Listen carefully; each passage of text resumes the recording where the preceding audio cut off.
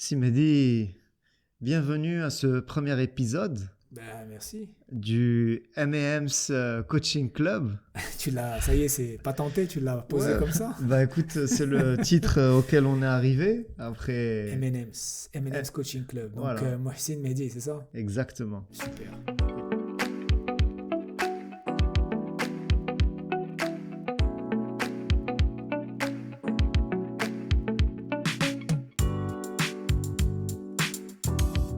Ce qu'on se disait, c'est que ce podcast, on aimerait y partager notre regard sur le coaching et notre Exact. expérience, Tout à fait. et de façon la plus humble Ah possible, bah ça, en puisque tout cas, on n'a aucune prétention, si à ce partir n'est du moment où on parle de l'humain, l'humilité s'impose. voilà, Donc, si ce n'est que vraiment partager le regard que nous portons et l'expérience singulière que nous vivons à travers cette notion de coaching. Ouais. Alors dans ce premier épisode, si tu veux bien, on va parler un petit peu de notre relation avec le coaching. Premier sujet qu'on peut aborder, c'est cette notion de à quel moment tu as été mis en contact avec le coaching de façon consciente. Alors, ta question, elle est intéressante dans le sens où moi, je n'ai jamais été, à part le jour où j'ai décidé de m'embarquer dans une formation de coaching, j'ai jamais été mis en contact avec un coach dans le sens coach tel qu'on les voit aujourd'hui, tel que nous sommes aujourd'hui, toi et moi. Je dirais que, alors je ferai un lien plus avec quelque chose qui serait du développement personnel. Mhm. J'ai entamé des réflexions, je dirais, sur la vie très tôt. Le plus lointain que je me souvienne, c'est je me vois à l'école en train de voir un arbre, d'observer un arbre, de contempler, de me poser la question comment se fait-il, comment en est-il arrivé là, qui l'a planté. J'ai posé ma main sur ce tronc, ce type de choses, mais qui me semblaient tout à fait anodines à l'époque, mais qui ne l'étaient pas. Parce que ce mode de réflexion m'a habité jusqu'aujourd'hui et fait partie de ma dynamique et de ma réflexion, celle que je mène au quotidien. Donc je vais te dire que le développement personnel, il a fait partie de ma vie. Mhm. Et le coaching, quand je suis allé me former, c'était déjà dans ma tête. Donc j'avais l'idée de devenir coach et je n'ai pas rencontré de coach à part ceux que j'ai pu côtoyer dans le monde sportif. Et donc c'est effectivement, j'ai découvert le coaching à travers la pratique de différents sports que j'ai eu la chance de pratiquer, pas à un niveau professionnel, mais à un niveau amateur. Mais cela dit, j'avais eu la chance de tisser des liens de qualité avec ces coachs-là. Et donc, partant de là, effectivement, j'avais un regard sur le sport, sur cette relation entre le coach et son athlète. Et c'est quelque chose qui m'a pas mal habité. Alors, beaucoup de gens se voyaient athlète, et ben moi non, je me voyais derrière l'athlète à lui parler, à échanger avec lui, à trouver le moyen de l'accompagner dans sa performance. Et donc, c'est quelque chose, oui, qui m'a habité très tôt. Et donc, à un moment donné, ça s'est imposé à moi. Magnifique. Alors, pour te parler un peu de mon expérience, moi, la première fois que j'ai été confronté à cette notion de coaching, on va dire posée comme ça de façon consciente, Ok. c'était en 2004 où je travaillais à l'époque chez Dell, j'étais au tech D'accord. support chez Dell, donc j'étais encadrant technique. Et nos managers à l'époque avaient sollicité des consultants externes, donc un cabinet américain, pour pouvoir nous former sur le Customer Handling Skills, D'accord. donc la gestion de la relation client, et aussi nous initier au coaching. Et donc, ça a été la première fois où j'ai été en contact avec cette notion de coaching. Et franchement, ça avait été un moment marquant pour moi. D'accord. J'étais sorti de cette formation très, très touché, très inspiré. Et Changer. en tout cas, j'avais la volonté de changer ma façon d'aborder la relation avec mes collègues et ce travail d'encadrant technique que je faisais. Et donc, il y avait deux choses qui m'avaient marqué. La première, c'est cette notion de venir en aide aux autres. Ok. Et je pense que c'est quelque chose qui est lié à notre nature humaine. Je pense que c'est quelque chose qui est ancré dans nos gènes. Et la deuxième chose, c'est cette capacité à aider l'autre à faire émerger ses propres options. D'accord. Et à aider l'autre à identifier ses forces, ses axes d'amélioration et l'aider aussi à faire émerger son propre plan d'action. J'avais beaucoup apprécié cette façon de faire. D'accord. Ben, c'est intéressant parce que finalement, on réalise que toi et moi, on a des ancrages totalement différents par rapport au coaching. Bon, maintenant, aujourd'hui, on les partage. Ouais. Les points de départ sont différents, mais et in fine, on se retrouve et on partage la même passion. Mm. Et pour avoir pas mal échangé avec toi, je retrouve un peu, même moi, dans ma démarche de coach, un peu cet attachement à ce que tu viens de dire, repositionner le manager, l'amener vers un chemin, essayer de décortiquer avec lui, c'est là où ça bloque, et faire en sorte que ça puisse reprendre qu'il puisse reprendre le dessus par rapport à la situation qu'il est en train de vivre. En tout cas, super. Depuis ces moments-là où on va dire que tu as été en contact avec coaching la première fois, depuis, que représente coaching pour toi? Quel sens tu lui donnes? Comment tu le vois? Bah écoute, tu l'as bien dit, aider l'autre fait partie j'ai envie de te dire, ça fait partie de l'humanité. C'est dans nos relations d'humains, aider, c'est quelque chose qui est naturel et qui est, je pense, aussi important. Mhm, Et on le fait tous. On le fait tous avec nos conseils. On l'a tous fait dans nos vies avec nos conseils, en venant en aide à des personnes qui sont dans notre entourage, et des fois même dans notre entourage lointain. Cela dit, pour revenir à ta question de le coaching, c'est un excellent moyen aujourd'hui, je le vois comme un excellent moyen où c'est un fast track pour mhm, dépasser des situations mhm, qui peuvent être dépassées dans certaines situations ou pas. Tout dépend des personnes, tout dépend de la problématique, mais ça reste quand même un fast track pour quelqu'un qui veut avancer rapidement, et pour qui l'enjeu de temps est quelque chose d'important, notamment dans une organisation, notamment pour un athlète, dans une situation de compétition, parce qu'il y a un enjeu élevé.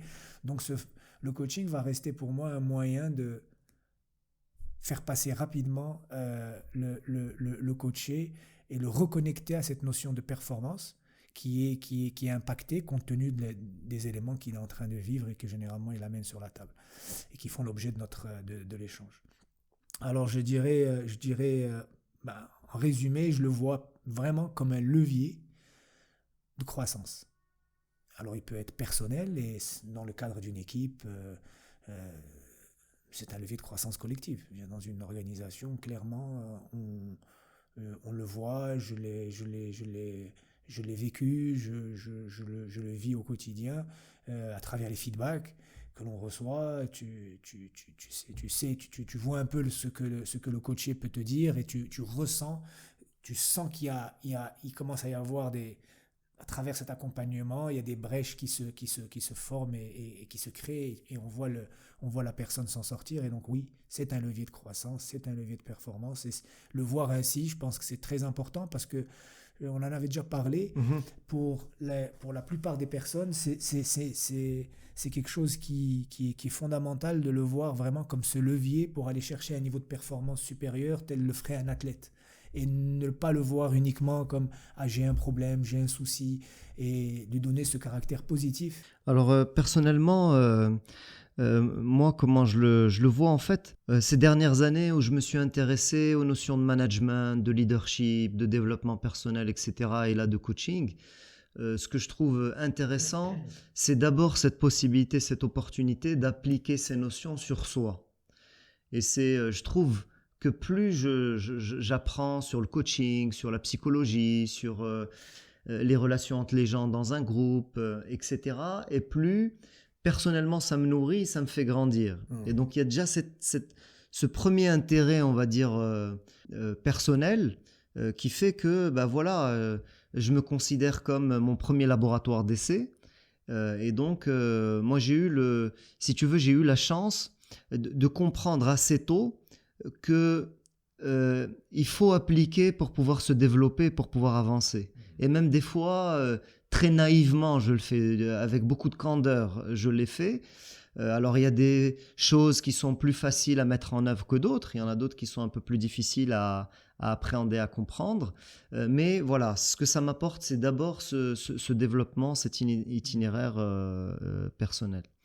Et ensuite, bon, bah, l'aide qu'on peut apporter aux autres et cette possibilité, effectivement, d'offrir à d'autres qui vont se retrouver en difficulté un peu de lucidité, un peu de sérénité, un regard externe, l'aider à avoir une perspective différente que celle qu'il pourrait avoir. Donc, c'est les notions que tu as évoquées. Et tu fais bien de le rappeler. Effectivement, quand tu parles de laboratoire, tu es ton premier laboratoire, oui. Alors, peut-être que tu m'ouvres une porte là, et je vais peut-être en parler. C'est la réflexion du coach, elle est juste intense. Et elle se doit d'être intense par rapport à soi-même et la pratique. Pratiquer, c'est et mettre en œuvre. Toutes ces choses-là qui sont en lien avec le développement personnel ou autres, les mettre en œuvre, les mettre en action pour soi, c'est fondamental parce qu'on reste, comme tu le sais, l'outil. L'outil que nous mettons au service de la personne ou de l'équipe ou de l'organisation. Et ce travail sur soi, il est interminable, d'où cette notion d'humilité dont on parlait, de cette reconfiguration permanente dans laquelle on peut être, avec l'acceptation d'être dans une phase de régression et de reperformer, c'est tout à fait normal, ça fait partie de la nature humaine. Oui, je te rejoins complètement. Mettre en pratique, être son premier laboratoire, c'est un incontournable dans un métier tel que celui-ci. Moi, il y avait une définition du coaching qui m'avait été donnée en école de coaching. Le coaching, c'est l'art du dialogue. Ouais. Et donc, c'est cet art de rentrer en relation avec une autre personne. Et on dit souvent, c'est cette possibilité d'entretenir une relation de qualité, de grande qualité avec une autre personne. Et donc, du coup, qu'est-ce que ça peut apporter? Qu'apporte cette relation de qualité à un autre, quelqu'un qui va se faire coacher? Qu'est-ce que ça va lui apporter finalement de le faire? Ouais, cette relation de qualité, d'abord, il faut la construire. Et il y a des préalables à ça. Comment construire une relation de qualité? J'ai envie de dire, il y a énormément de paramètres qui rentrent en jeu. Il y a du non-verbal, il y a du verbal, il y a beaucoup de choses et de la posture. Résumer ça en quelques mots, ça serait réduire la force de la personne qui est en face et ce qui se passe entre ces deux personnes. Maintenant, si on venait à mettre le focus sur 2 ou 3 éléments, sentir que la personne se sente écoutée, c'est fondamental. Faire naître ce sentiment de confiance, c'est un incontournable. Et la notion de don de soi, c'est quelque chose qui doit être ressenti par le coaché. Et à partir du moment où ces éléments s'entremêlent, on a les fondamentaux, et il pourrait y avoir d'autres éléments, c'est les premiers qui me viennent à l'esprit. Nous avons les fondamentaux d'une relation de qualité. Et la relation de qualité, comme tu l'as dit, si on peut donner une image, c'est vraiment plus la relation est de qualité, plus le hub de conversation et d'échange est large et la personne écoute. Et l'écoute se fait dans les deux sens. Et donc, c'est un incontournable d'une séance de coaching, qu'elle soit avec un groupe, qu'elle soit avec un individu, dans le sens où on crée un espace tel que le focus est mis sur les choix des mots, l'impact des mots est très différent que dans une conversation classique, parce que justement, on fait attention à cet environnement que l'on crée, et parce que c'est un environnement important pour la personne que l'on reçoit et qui va partager avec nous-mêmes des choses qui peuvent être très sensibles. Et donc, créer cet espace-là, il y a une notion de respect derrière, respecter ce que la personne amène et ce que l'amène veut partager avec son coach. Et c'est en ça que je dirais que la magie du coaching tourne autour de cette qualité relationnelle. Et je pense que l'une des choses, pour revenir à qu'est-ce que j'aime dans le coaching, c'est ce moment-là. En t'écoutant, j'étais en train de penser à une image. Il y a une image qui m'est revenue là à l'esprit où j'étais en coaching avec une personne. C'était un coaching à distance. Okay. Et c'est marrant comment, au fil des minutes qui se passaient, comment la posture et l'attitude de la personne changeaient. Ouais. Et en fait, au début, elle était submergée par toutes les choses qu'elle devait gérer, par toutes les challenges auxquels elle devait faire face. Et je la sentais, elle était, tu sais, comme en situation défensive, un petit peu renfermée sur elle-même. Elle avait le visage un petit peu fermé. Et c'est marrant, et plus on avançait dans le coaching, et plus je l'aidais à identifier ses priorités, ce qui compte le plus pour elle maintenant, et comment elle peut construire une stratégie, qu'elle n'était pas obligée de tout faire en même temps. Et plus je sentais sa posture changer, j'avais l'impression, c'est vraiment une image, j'avais l'impression qu'elle, tu sais, comme un ballon qui était en train de se gonfler. Reprendre ses formes. Ouais, c'est ça, exactement. Ouais. Et donc là, quand je t'entendais, il y a cette image qui m'est revenue. Et franchement, ça, c'est quelque chose que j'essaye d'ancrer dans mon esprit et de me dire comment parfois certaines personnes eh bien, peuvent en fait manquer un petit peu de lucidité, être un peu submergées par tous les événements qu'elle vit, tous les challenges qu'elle vit. Ce qui est tout à fait normal. Voilà, et de perdre un petit peu pied. Et il suffit parfois peut-être d'un entretien ou deux pour pouvoir lui redonner confiance en elle, pour pouvoir l'aider à identifier ses priorités, pour pouvoir l'aider à définir des premiers petits pas, tu sais, pour pouvoir sortir de cette situation. Tout à fait. Et pour que son énergie et ses émotions changent totalement. Et ce que tu dis là, tu le vis et tu le dis très bien. Plus tu vois dans l'espace-temps, dans une même séance, entre le moment où la personne rentre et comment l'échange s'installe et le dialogue s'installe et la qualité du dialogue commence à prendre sa place, on le sent dans la qualité des échanges et on réalise clairement qu'on passe d'un dialogue normal à un dialogue très différent parce que justement on a posé les fondamentaux de ce dialogue de qualité. Et la personne, comme tu dis, on le voit, elle se sent beaucoup plus à l'aise, il y a beaucoup moins de tension et ça c'est très souvent, c'est quelque chose, enfin très souvent, j'y prête attention parce que, comme encore une fois je le répète, c'est la condition incontournable, c'est la condition pour faire en sorte qu'on crée cet espace de croissance. Si sans ça, difficile à mon sens de créer un moment d'écoute fort et de donner la place aux mots et la place aux questions que l'on pose et donner la chance aussi à la personne de se connecter à elle-même parce que c'est un moment aussi fort de la séance d'accompagnement. Alors, cher Mehdi, on s'était promis de faire des épisodes qui ne soient pas très longs, peut-être entre 15 à 20 minutes. Okay. Donc, on verra selon le contenu qu'on proposera tout à fait. La réaction de notre audience. On s'ajustera si nécessaire, s'il faut que ce soit plus long, plus court. Voilà, donc je te propose de conclure ce premier épisode là sur ces quelques mots. J'ai été ravi d'introduire là ce nouveau... Et tu m'envoies la balle pour conclure. Ouais, si tu as un dernier mot à partager. Le mot que j'aurais déjà, c'est de te remercier d'avoir pris cette initiative et d'avoir fait en sorte que cet événement puisse, déjà ce premier épisode puisse voir le jour.